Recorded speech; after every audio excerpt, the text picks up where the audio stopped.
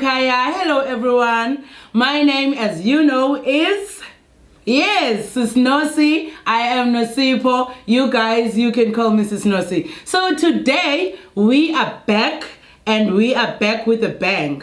It's all about educational today, so you must get your pen and the paper so that everything that we're going to do today, you can write it down. So now Lorenda is gonna come and teach us Ixesha.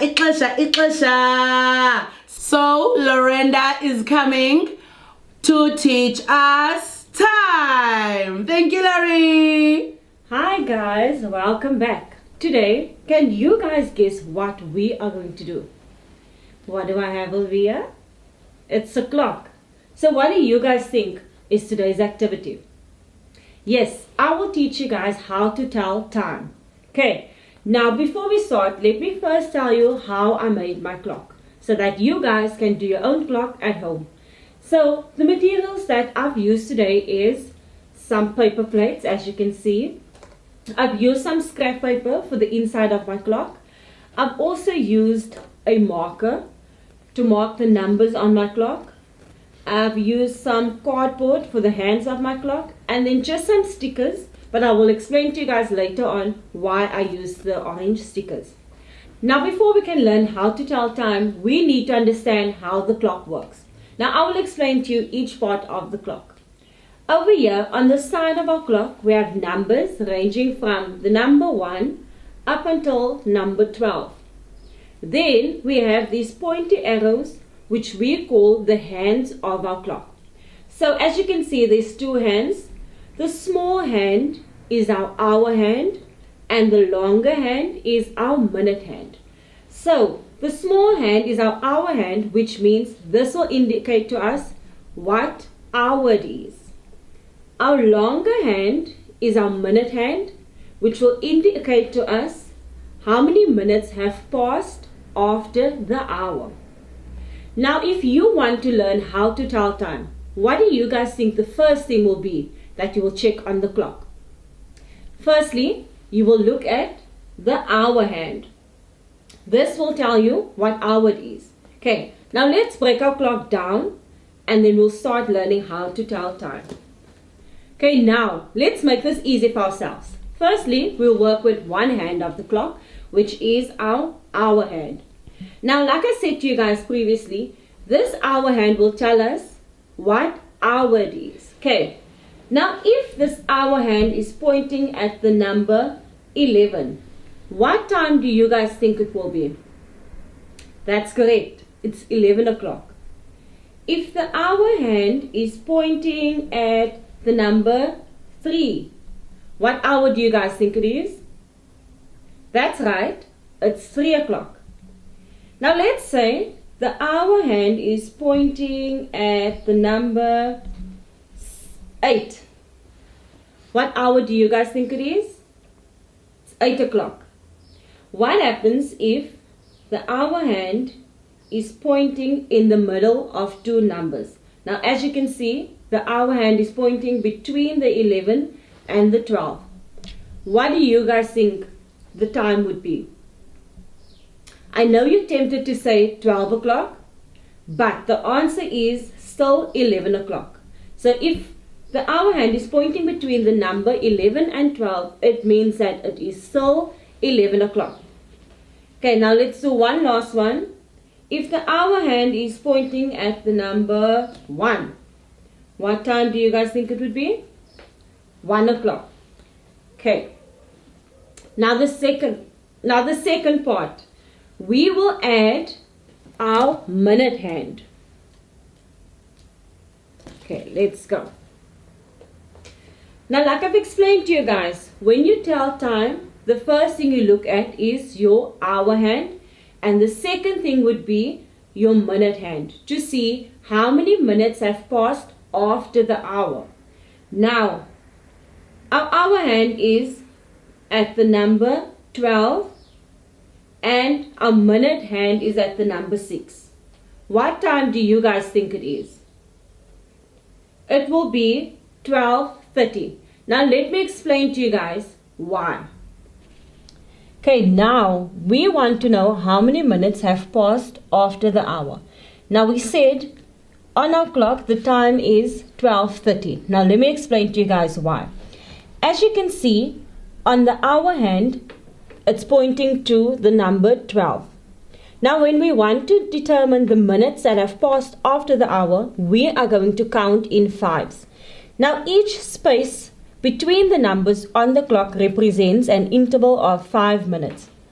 Now the number 1, above the number 1, I've pasted some orange stickers which will help us indicate how many minutes have passed after the hour. So the number 1, it will be 5.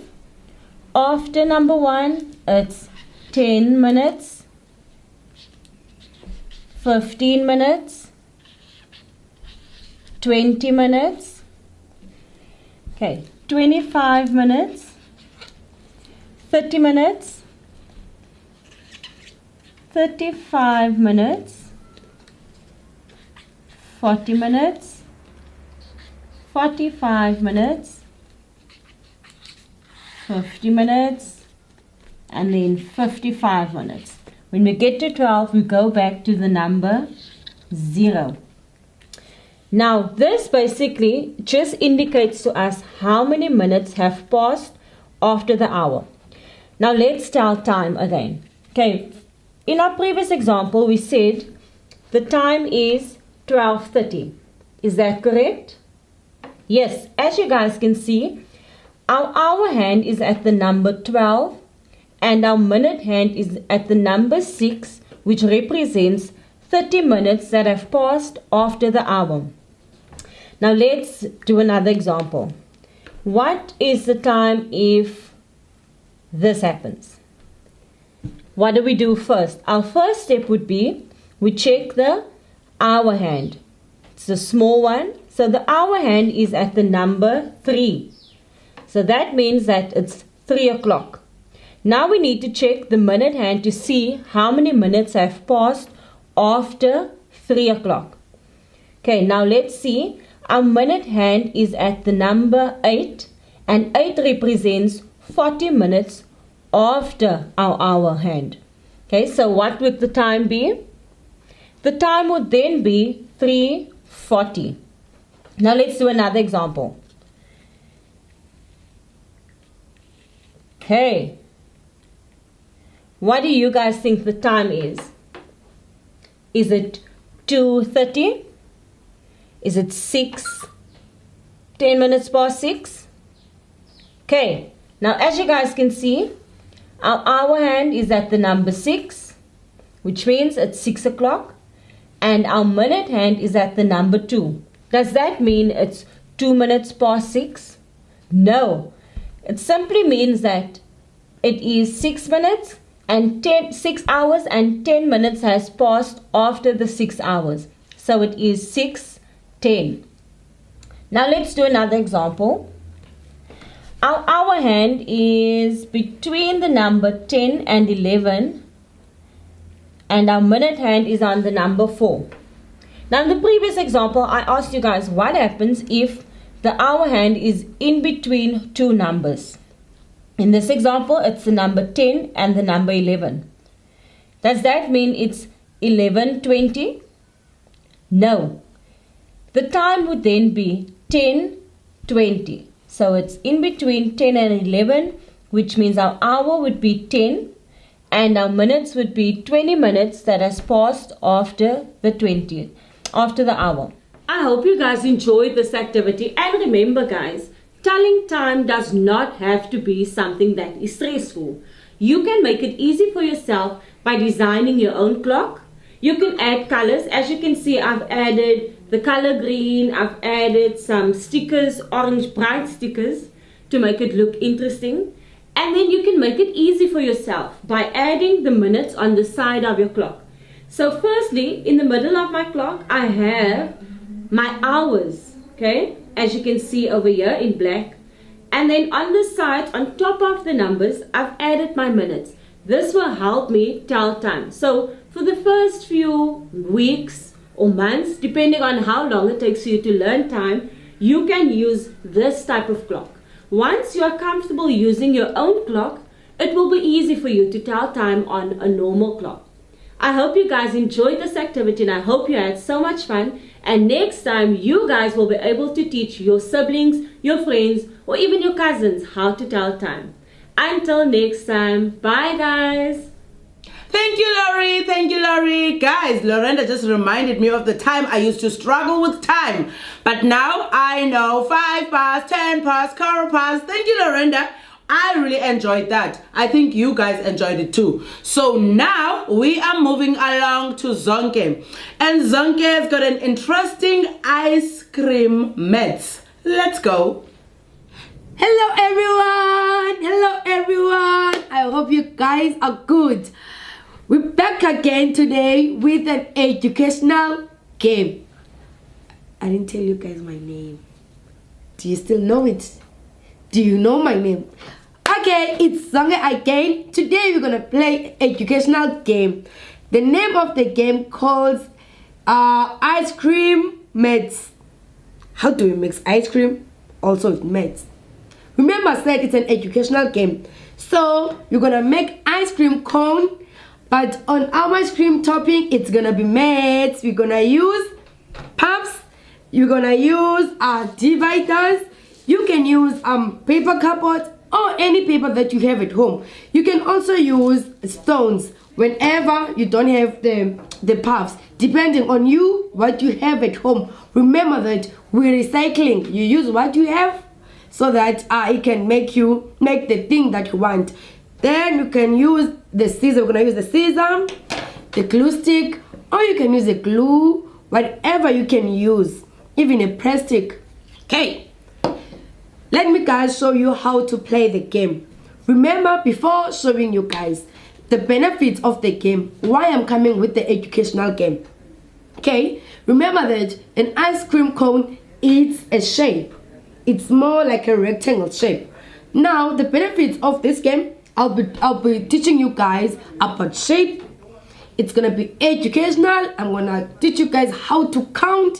I'm gonna teach you guys how to draw. Also, I'm gonna teach you guys about colors. Remember, I have 3 different colors in front of me. So let's try and play this game, guys. I hope you enjoy it. Enjoy. We make the next triangle.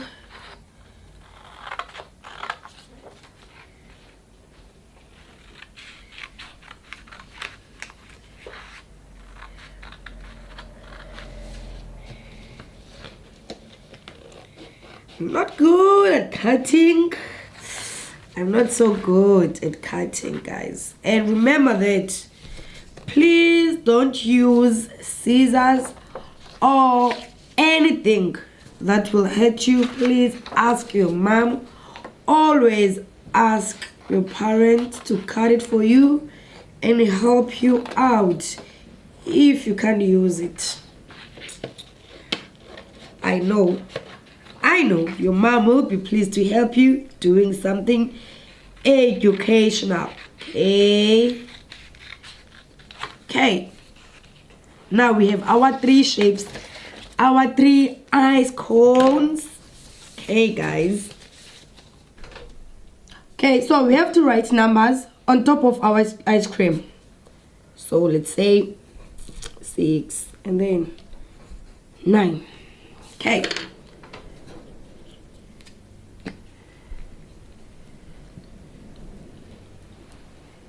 Put the glue stick, because it says 5, and then you put 5 puffs on the ice cream, and then you put again.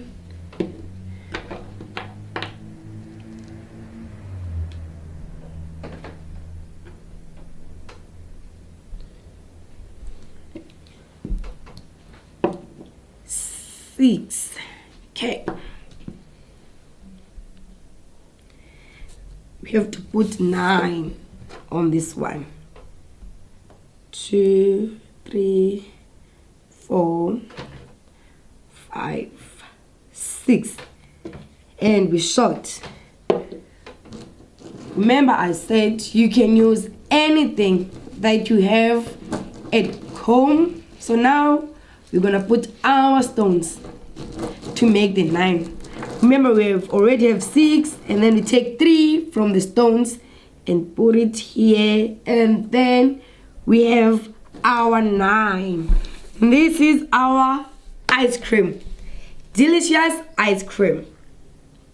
This is how to make your educational maths ice cream. When making this ice cream, I told you I'm gonna teach you guys about shapes. These are the shapes, and these are the colors, and different shapes again for the stones. Also, the counting skill. So we have 5, 6, and 9. I hope you guys are gonna enjoy making this educational ice cream. Up until next time, bye-bye. Thank you, Sizonke. Now we are moving along. We are going to Untosh. As you all know, Untosh can read. Untosh likes educational things. Untosh likes to be that humble one who speaks very lovely, and we can all listen. So now, take a guess what Untosh is going to do. And Untosh today is not reading, but you will see. Hi everyone, molweni emakhaya. Igama lam ndinguntomboxolo wakamasala, but you know guys, you always call me Untosh okanye Sis Ntosh. Today Sis Ntosh is gonna talk about resiliency. Sis Ntosh is gonna talk about respect, and Sis Ntosh is gonna talk about 3 ways to stay strong. Indlela ezintathu ezinokwenza uhlale usemandleni. Okay. Let me show you first resilient. This is resilient. You see the word resilient. Resilient means to bounce back. Bounce back when things are not going your way. So this is what we're going to talk about today. How are you staying resilient, and how can you help yourself to be always bouncing back? I know you won't bounce back like a ball. You are not a ball. But I've drawn this ball here so that I can make an example for you. Okay, let's say you have a ball in your hand and then you drop it down. What's gonna happen? Let's think about it. Yes, it's gonna bounce back. That's what I want from you. From everything that I'm gonna talk about today, I want you to stay resilient. Okay, here I have a list of 3 ways to stay strong. 3 ways to stay strong. The first one says, know your opponent. Okay, now let's talk about an opponent in sport. What is an opponent? Okay, an opponent is the team that you are playing against. Let's say you're from a school and then you are playing with another school. So the other team is then opponent in sport. Yes. Okay, now let's take this in real life situation. What is an opponent? Yes, an opponent is a challenge. It's the things that you're going through in life. What are the challenges, Sis Ntosh? Okay, let's say education is a challenge because we have to wake up every day and go to school. And education is the key to success.